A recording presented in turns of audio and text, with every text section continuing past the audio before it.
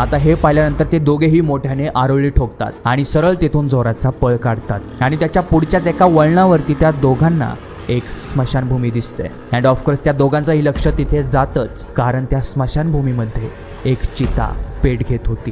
ते दोघेही त्या दिशेला चुकूनही न बघत फुल स्पीडमध्ये ती स्मशानभूमी क्रॉस करतात आणि तेव्हा कुठे जाऊन त्यांना समोरचा मेन हायवे दिसू लागतो, जिथे त्यांना जायचं होतं. जसं ते दोघे तो मेन हायवे पाहतात, ते सुटकेचा निश्वास सोडतात आणि पहिलं आपल्या घरी पोहोचतात. घरी पोहोचल्यानंतर त्या दोघांनाही जाम ताप येतो. मंगेश सांगतो की विनायक त्याला दुसऱ्या दिवशी एक फेसबुक पोस्ट शेअर करतो, कोणाच्या तरी भावपूर्ण श्रद्धांजलीची.